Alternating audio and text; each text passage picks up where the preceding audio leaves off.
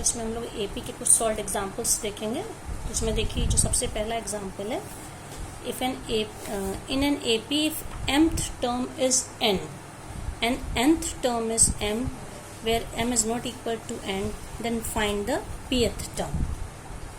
Okay तो इसका क्या मतलब है कि किसी एपी के mth टर्म की वैल्यू n है। हमें फॉर्मूला पता है, nth टर्म का फॉर्मूला क्या होता है, tn is equal to a plus n minus 1d।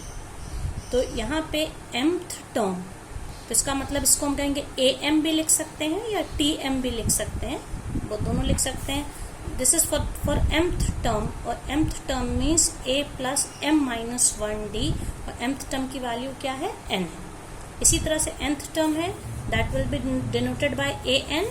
nth term की वैल्यू क्या हो जाएगी इसमें, a plus n minus 1d is equals to m। Okay अब हमें ये suppose this is equation number 1 and this is 2, इन दोनों को हमको सॉल्व करना है। तो हम लोग क्या करेंगे, 1 में से 2 को सब्ट्रैक्ट करेंगे। 1 में से 2 को सब्ट्रैक्ट करने का मतलब क्या है, ये दोनों के LHS सब्ट्रैक्ट होंगे और दोनों के RHS। तो RHS means n minus m, तो ये n माइनस m हो गया। और इनको जब सब्ट्रैक्ट करेंगे, a minus a is 0, m minus 1d minus n minus 1d। और जब इसको ब्रैकेट खोल के सॉल्व करेंगे तो क्या हो जाएगा, md, m माइनस 1 से d मल्टीप्लाई हो रहा है, md minus d minus nd, n minus minus plus plus nd। ये पूरी वैल्यू आ गई। देखिए तो इसमें माइनस d और प्लस d कैंसिल हो गया, तो क्या बचेगा, n माइनस m की वैल्यू क्या बचेगी, md माइनस nd, जिसमें से d को कॉमन ले लेंगे। और जब d को कॉमन ले लेंगे हम लोग तो क्या बचेगा, ये m इन ब्रैकेट के बाहर हो, d ब्रैकेट के बाहर होगा m minus n। So we can say m minus n d is equals to n minus m। ये m और n यहाँ पे कॉन्स्टेंट्स या नंबर्स की तरह ट्रीट हो रहे हैं।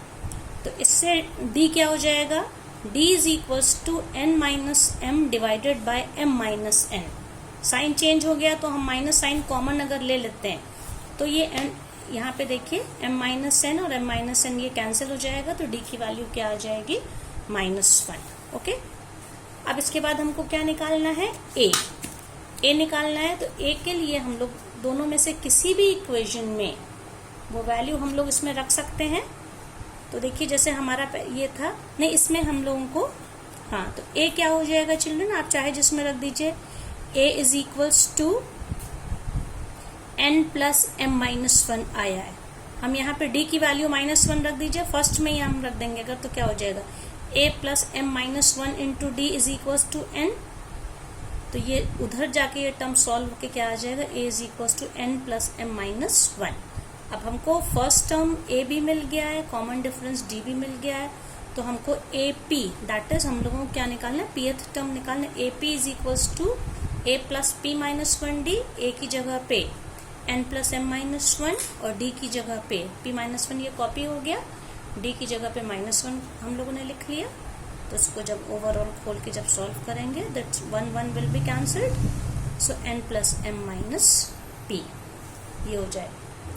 इसी तरह से देखिए अगला क्वेश्चन है, if the sum of n terms of an AP is np plus half n minus 1q where p and q are constants, find the common difference. मतलब किसमें हमें d निकालना है। तो हम इसमें क्या मान लेंगे, जो हमारी AP है, let it contains the terms a1 a2 a3 and up to an। मतलब ये इसके अलग अलग टर्म्स है, फर्स्ट टर्म a1 है, सेकेंड टर्म a2 है, थर्ड टर्म a3 है and nth term is an। तो इसका सम कैसे दिखाएंगे, Sn क्या होगा, sum of all n terms of this AP। तो ये क्या हो जाएगा, a1 sum will be represented by Sn, ये सिंबल यूज होगा, a1 plus a2 plus a3 up to last term an है, उसके पहले का टर्म an माइनस 1 है। ये जो सम है इसका ये फॉर्मूला दिया है, इसको हम इस फॉर्मूले से रिप्रेजेंट कर रहे हैं। तो इसका मतलब है अगर हम सिर्फ पहले टर्म का सम, फर्स्ट टर्म के सम का मतलब है कि ओनली फर्स्ट टर्म, क्योंकि इसमें किसी को ऐड नहीं करना है। S1 का मतलब है sum up to first term, तो S1 A1 की इक्वल हो गया। S2 का मतलब है दो टर्म्स का सम, तो दो टर्म्स कौन से, A1 प्लस A2। तो देखिए S2 हो जाएगा A1 प्लस A2। लेकिन अकॉर्डिंग टू क्वेश्चन हम Sn को अगर इस तरह से दिखाते हैं तो S2 को हम कैसे दिखाएंगे? इस फॉर्मूले में जहां जहां पे n है वहां पे आप वैल्यू 2 रखिए। तो क्या हो जाएगा ये देखिए, 2 इंटू पी प्लस हाफ, और यहाँ पे क्या लिखेंगे, half into 2 in bracket 2 minus 1 Q. तो ये सॉल्व होने पे क्या मिल जाएगा, 2p, और यहाँ पे देखिए 2 ये वैल्यू 1 है, 2q, 1/2 इंटू 2q। तो यहाँ फिर से ये 2 कैंसिल हो गया, क्या बचेगा, only 1 into Q, that is q। तो 2p प्लस q क्या है, सम ऑफ 2 टर्म्स। तो सम ऑफ 2 टर्म्स, यहाँ पे फर्स्ट टर्म a1 है, सेकेंड टर्म a2 है, तो सम of 2 terms a1 plus a2 क्या आ गया, 2p प्लस q। तो up to first term a1 की वैल्यू हमें पता है, a1 प्लस a2 की वैल्यू पता है। तो a1 से a2 हमें कैसे मिला, कुछ कॉमन डिफरेंस ऐड करने से ही मिला है। इसका क्या मतलब हो गया कि जो हमारा सेकेंड टर्म है, 2 टर्म्स के सम में से हम फर्स्ट टर्म को माइनस कर दें, या in other words we can say a2 is equals to s2 minus s1। 2 terms के सम में से पहले को माइनस कर देंगे तो हमें सेकेंड टर्म मिल जाएगा, that is p plus q। ये p प्लस q कैसे मिला, 2p प्लस, और फर्स्ट टर्म क्या था इसमें, देखिए आप, s1 क्या आया था, s1 में ये इसी फॉर्मूले में जहां जहां n है वहां हम लोग को 1 रखना था। तो 1 रखने से क्या हो जाएगा, 1 into p plus half into ये टर्म 1 माइनस 0 हो गया, 1 माइनस 1 ये टर्म 0 हो गया, only 1 into p, that is p। तो a1 की वैल्यू यहाँ पे p थी। तो a2 क्या हो जाएगा, 2 टर्म्स के सम में से अगर हम पहले वाले टर्म को माइनस कर देंगे तो हमारा सेकेंड टर्म आ जाएगा, a2 will be s2 minus s1, that is s2 क्या था, 2p प्लस q था, 2p plus q minus p। तो सॉल्व करने पे क्या मिल जाएगा, p प्लस q। इसी तरह से अगला क्वेश्चन देखिए बच्चों, अगले में है the sum of n terms of 2 arithmetic progressions are in the ratio 3n plus 8 is to 7n plus 15. Find the ratio of their 12th terms. अब यहाँ पे 2 अलग अलग AP हैं, दोनों के फर्स्ट टर्म अलग है, दोनों के कॉमन डिफरेंस मतलब कि D अलग है। तो लेकिन हमें क्या निकाल, दोनों के एक कॉमन मतलब टर्म n की वैल्यू, दोनों के 12th टर्म की वैल्यू क्या होगी, ये हम लोगों को इसमें निकालना है, ठीक है। तो इसमें देखिए हम क्या मान लेंगे, जो a1 a2 दोनों AP के फर्स्ट टर्म है, d1 d2 दोनों AP के कॉमन डिफरेंस है, ठीक है। तो अकॉर्डिंग टू क्वेश्चन क्या दिया, sum of n terms of first AP upon sum of n terms of second AP, it is given in question. ये रेशियो है दोनों के n टर्म्स के सम का, दैट इज 3n प्लस 8 और अपॉन 7n प्लस 15 ये दिया है।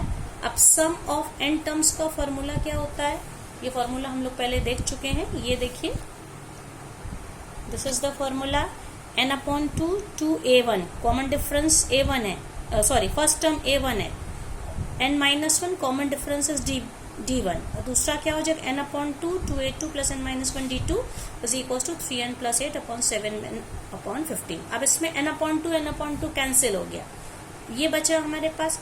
अब इस क्वेश्चन में हम लोग को क्या निकालना, we have to find the ratio of their 12th terms. तो पहले फर्स्ट AP का 12th टर्म क्या होगा, a1 first term is a1, a plus n minus 1d, तो n की जगह पे 12 रखेंगे, 12 माइनस 1 दैट इज 11d। तो फर्स्ट AP का 12th टर्म होगा a1 प्लस 11d1। इसी तरह से दूसरे सेकेंड AP का 12th टर्म होगा a2 plus 11d2, 12 minus 1 d2। तो इस क्वेश्चन में इसी की वैल्यू हमको निकालनी है, ratio of their 12th terms, ठीक है, ये हमें निकालना है।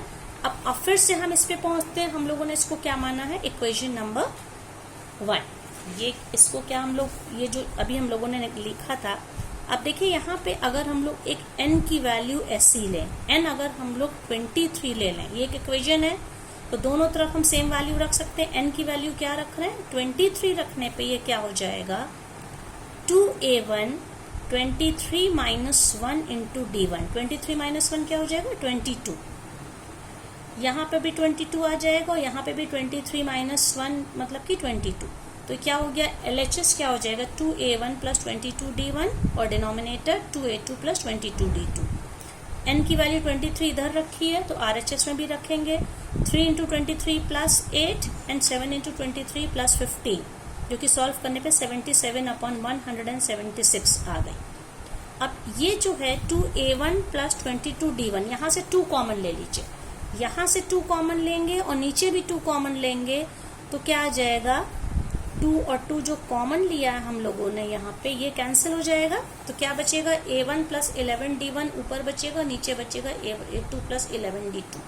But what is this, you can see this term is this whole is the ratio of 12th term of both AP।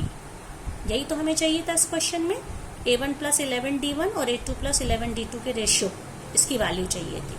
तो ये वैल्यू क्या, ये क्या है, this is basically 12th term of first AP upon 12th term of second AP, और 77/176 से दोनों को 11 से डिवाइड करेंगे तो 7/16, आंसर आ गया 7/16। अब बच्चों, अब इसमें ये क्वेश्चन है कि मैंने यहाँ पे n की वैल्यू 23 क्यों ली, यही सबसे इम्पोर्टेंट पोर्शन है, क्योंकि आपको इस क्वेश्चन में 12th टर्म निकालना था। इस तरह के क्वेश्चंस में जो भी आपको वैल्यू निकालनी है, आप उसको 2 से मल्टीप्लाई करके 1 सब्ट्रैक्ट करिए, बिकॉज 12 इंटू 2 माइनस 1 इज 23।